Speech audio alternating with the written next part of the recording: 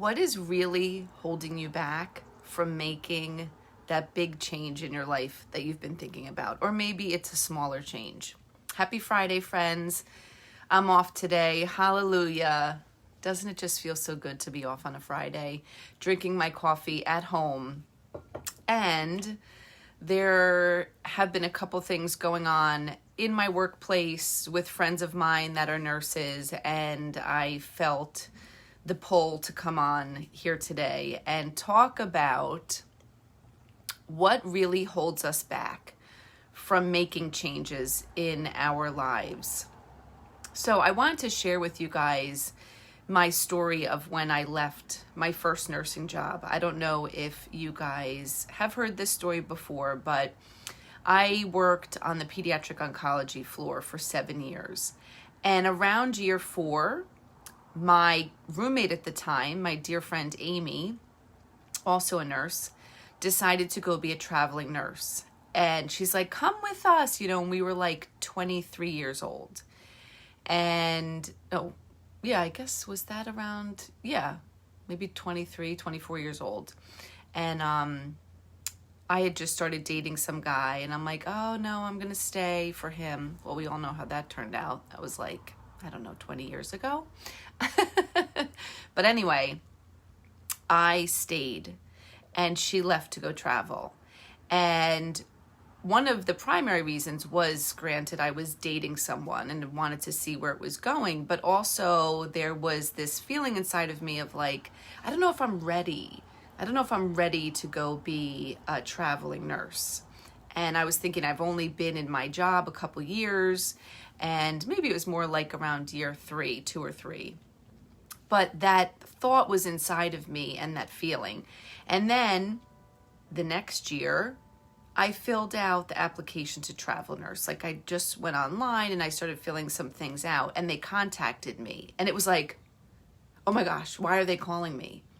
And they're telling me about these travel assignments, and I'm thinking, oh my gosh, I could live in San Diego or Hawaii or somewhere I've never been before and experience that. But what came along and knocked me in the head was fear. It was like, I don't know, girl. I don't know, like, if you're a good enough nurse yet. Like, you've only had a couple years under your belt, and you've only done pediatric oncology. So how are you going to go work on a pediatric floor or in an emergency room or something totally different? So I put off the travel nursing, and I used excuses. I mean, they were real things, like I'm in an apartment and my lease isn't up for 6 months, right? There were certain things that were going on that I couldn't just like, okay, pack up my bags and leave tomorrow. But then the following year, they called me again. I mean, if you've ever been a traveling nurse, I'm pretty sure you know that they call you all the time. They still call me, like literally to this day. I think like 2 days ago, they still called me. I haven't been a travel nurse since 2010. Okay. So then the next year, like, I thought about it a little bit more, and I talked to them a little bit more about what my options were. And sure enough, fear came in, and it was like, but like, you'd miss your family and your friends, and like, you don't know anybody there. And like, what if it doesn't work out? Like, what if you don't like it? What if you like can't be a nurse there? Like, what if you don't know what you're doing? And so I stayed stuck. So this went on for 3 years. Every year I filled out a little bit more of the application, and then I would, just stay stuck. But on the inside, there was this rumbling, right? And it was getting louder. And unbeknownst to me, it was coming out to the people around me. It was coming out to some of my patients, family members, their parents. Because, I'll tell you something, after I left, about a year or 2 later, I came back to my place of employment to work, and I ran into one of my old patients' mothers. And she was like, how was traveling? And I was like, it was amazing. I'm so happy I did it. I learned so much. Like, look at me. Like, I moved to San Diego. And I said, I was burnt out, so I needed to go. And she said, I knew you were burnt out. That was like knife in the heart. I'm like, wait, people knew? Like people knew? How? Because it comes out of you. You may think that you're putting on a really good show, but people are picking up your energy, right? Maybe certain things you say, like I'd love to travel, but I have my apartment and my family's nearby. Yeah, I'd love to go experience what it's like to be a nurse somewhere else, but like I love it here, and it's a good paycheck and benefits and all my PTO time, and I'm building my seniority. P.S. I've been a nurse 22 years. I'm like fifth from the bottom of the totem pole of like 20 nurses because I've left so many times. And guess what? I really don't care, right? It really doesn't come into play like terribly. And I also work on a unit where we're closed on weekends and holidays. So to me, I'd rather have that experience than be like, whew, good thing, I stayed here. And if people have stayed in their careers, their job that long, and they have 25, 30, 40 years of seniority, you go, right? Because you're pretty much getting anything you ask for, and you're not working Christmas or New Year's, right? So there's benefits to both sides. And so maybe you're asking, like, what happened? Like, what finally was the straw that broke the camel's back? Oh, we went on strike. Yeah. Like, it wasn't just like okay, I'm ready to travel. It was like right? Like knocked all of us over. And I was forced out of my job. Like I wasn't going to cross the picket line, and I had to go get another job. I lived alone and supported myself, and it was scary. I was petrified. Here I was like, well, I don't know if I'll know how to like take care of other patients. Okay, my 2 home care patients that I took care of, one of them was a 13-month-old tetralogy of Fallot that was on a ventilator. And the other one was a 16-year-old girl with cerebral palsy and seizure disorder with the G-tube. Yeah, so like I left my little like 10-bedded peds oncology, I know this, chemo, I know all of this, hematology, sickle cell disease, I can do this, into that, right? But I did it because I had to support myself. And so looking back, even though I didn't realize it then, right? I wasn't like, wow, this is like going to be truly transformational. I was just like head down, got to learn this, got to learn ventilators. I got to take care of myself. I'm alone in the house with this patient. I'm taking care of her. She had a seizure. My one patient, there wasn't any oxygen in the house. It was a scary moment, right? I'm like remembering this like all these years later. And I can look back now and say, wow, those 28 days that we were on strike was huge for me. It was like I was like cracked open. I was like forced to be cracked open in a way that was like, this is what it's like to be uncomfortable, right? I was not comfortable. I was doing it because I had to and everybody else was doing it, but I was so uncomfortable. I was so nervous. Like I was like, am I doing this right? Like learning new meds, like that 13-month-old on the ventilator, right? I had been 7 years on a pediatric oncology floor. I had like minimal contact with people on ventilators, right? Maybe during orientation, but for the most part, no. And the thing is that looking back now, and I knew it like months later, 2 years, 5 years later, but that was in 2006, so 16 years ago. I know now that the magic happened in those 28 days. That something started clicking. Whether it was, okay, I'm uncomfortable, but I'm doing this. And guess what? I'm still doing it. Like, I'm getting up every day and I'm being a nurse and I'm learning how to take care of these children and I'm doing it. And I didn't die, right? Like that's right. Like I've been a nurse 7 years. I have knowledge. I have a tool belt.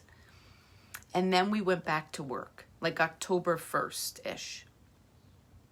December 4th, I started at CHOP in Philadelphia. Okay. So within 2 months, I was like, okay, I'm going to leave. I'm going to sign my paperwork. I'm giving my notice. We had my going away party. My coworkers showered me with gifts. I, did the orientation process at CHOP and I got everything ready. I had gotten my Pennsylvania nursing license like within 2 months. Before that, it was taking me 3 years to make a decision. My message today is that I don't want it to have to take 3 years for you to make this decision in your life. Whether that's leaving where you are right now as a nurse, whether it's another big decision in your life, maybe you're thinking about moving to a different city or state. Maybe you are, single, looking to be in a relationship. Maybe you're in a relationship, looking to be out of a relationship. Maybe you're thinking about going after your big dream. Maybe you're trying to have a baby. Maybe you're building a business, right? Whatever that looks like, I don't want it to have to take 3 years for you to do it. What I want to let you know is that everybody is scared. Everybody feels the fear. The thing is, we let that fear stand in front of us and block us, right? Oh, nope, you're not, no, you're not going there. You're not moving to a different city. You're not moving to a different state. No, you're not going to ask that person out. No. You're not going to start your business. No, stay. Right? I'm imagining, football players when they do their practices and they kind of run into those padded things. I'm just picturing this at the field house, and you run and you hit the padded thing, right? And you're trying to move it. It's resistance, right? It's uncomfortable. The only way to get to the other side is to experience the discomfort. Those football players that run and they're trying to push the padding, right? They're trying to push it along. It's not comfortable. If you want something you've never had, you have to do something you've never done. Right? You don't just wake up and think you know what? I think that I want to write a book. But you've never even written a page of a book or thought about the title. And so you just go about your day doing the same thing every day. And each day you're maybe I'll be an author one day. And a couple weeks later, you're in Barnes & Noble and you're one day I'm going to have a book here. And then it's a year later. Then it's 5 years later. And you're one day I'll be an author. What are you doing? What action step are you taking to get closer to your dreams? When I was in my deepest burnout and depression of my life, I was doing the same thing over and over every day. And that's the definition of insanity. Doing the same thing over and over every day, but expecting different results. It's just the same with our bodies, right? With our wellness and fitness.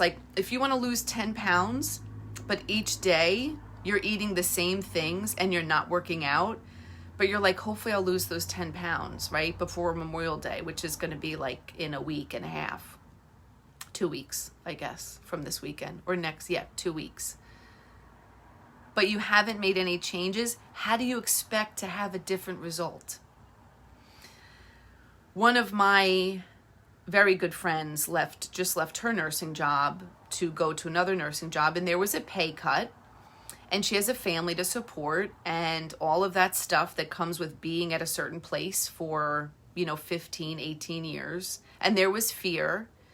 And you'll hear people say things I'm so nauseous, I want to throw up. I'm excited, but I'm nauseous, right?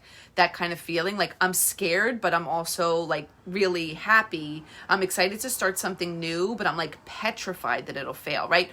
All of these feelings are normal. And it's what you should be feeling when you're going to do something that you've never done before. The thing is we like to be comfortable. We don't want to be pushed out of our comfort zone. Nobody wants to be pushed out of your comfort zone, right? We like to be cozy. We like to know what we're going to expect.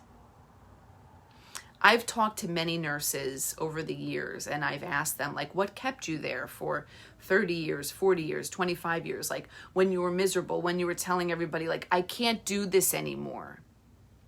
And one of the biggest answers was fear. This is the evil I know, right? And it's better, it's more comfortable than the evil I don't know. So I'd rather stay in misery, because I know the misery. Like, I just know it. One of the best analogies I ever heard one day was that your comfort zone is like a barbed wire blanket. Ouch. Can you imagine? Can you imagine, you know, someone taking like a barbed wire blanket, like you get home and you want to like get cozy on your couch and it's raining out, and maybe you put on the fireplace and you pour a glass of wine, and then you grab that barbed wire blanket. You're like, I'm just going to get cozy. And you're like, oh, ow, ooh, ow, ooh, am I bleeding? Ow, yeah, ooh, oh, that just scratched my face. Oh, yeah, this is uncomfortable, but yeah, ooh, okay. That's what we're doing every day when we are sitting in the discomfort of our comfort zone. I don't think we've ever heard anybody that achieved like a hope, a dream, a goal, and it wasn't uncomfortable, right? You never heard anybody say like, you know, yeah,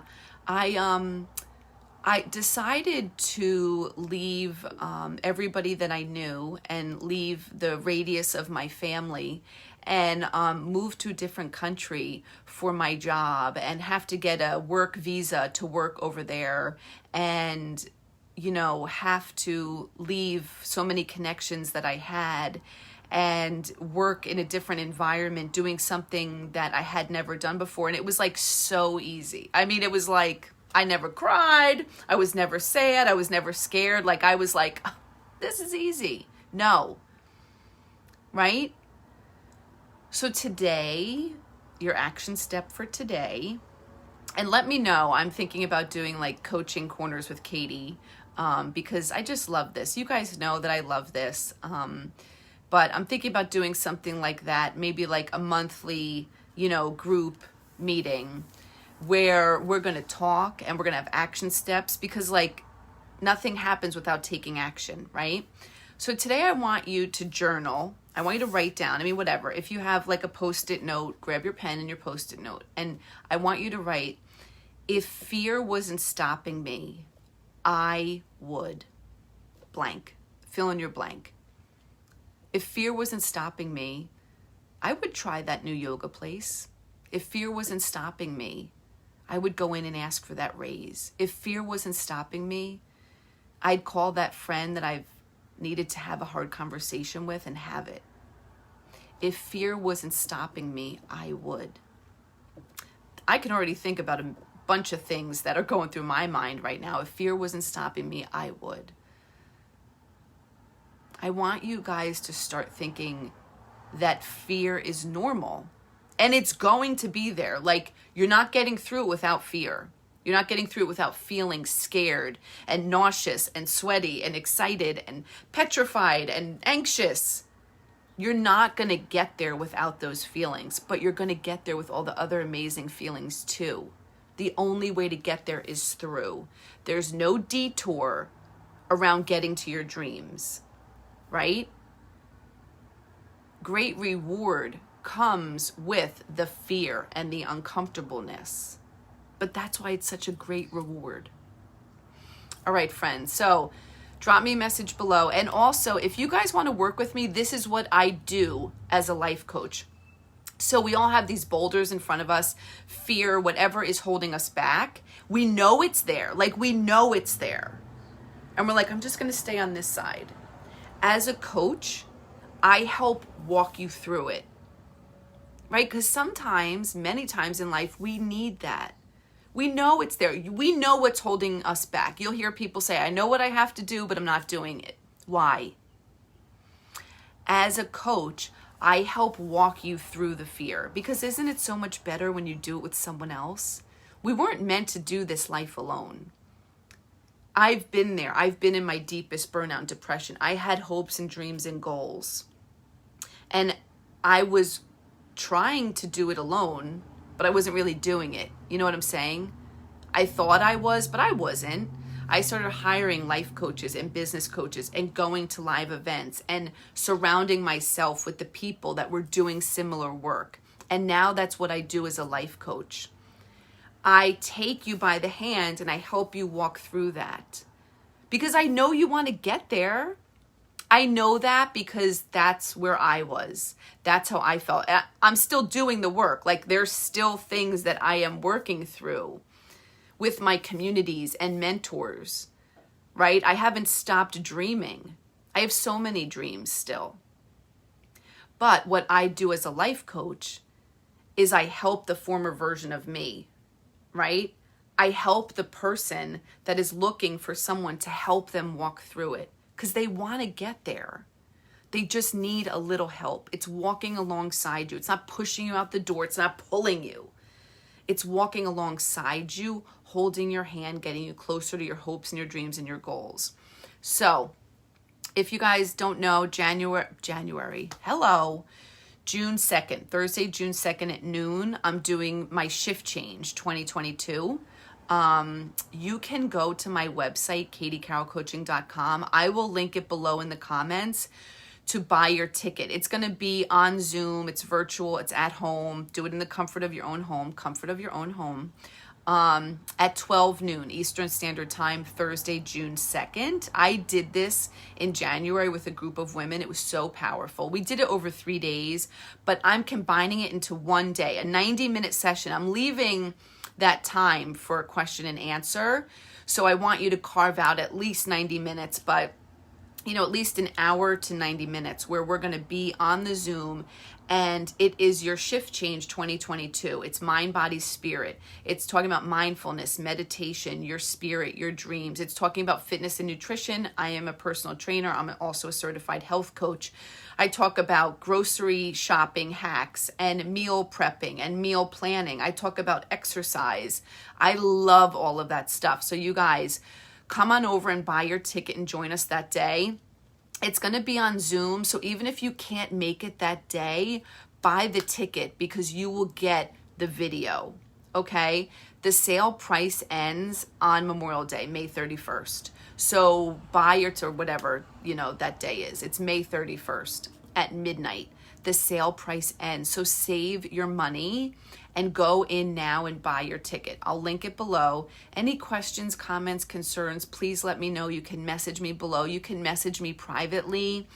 This is what I do. I'm also going to be hosting a group coaching. I'm going to do like cohorts, like groups, because I love the group environment. I love being all together on Zoom and having these conversations and seeing your beautiful faces and talking with you. So I'm also going to be hosting that as well towards the end of June, and you can sign up for that also on my website. The package is there for you to buy, so that also has a sale price. So that's all I have to say about that. Happy Friday. I hope that you guys have a beautiful day wherever you are in the world, and let's get you closer to your hopes and dreams and goals. All right, have a great day. Mwah. Bye-bye.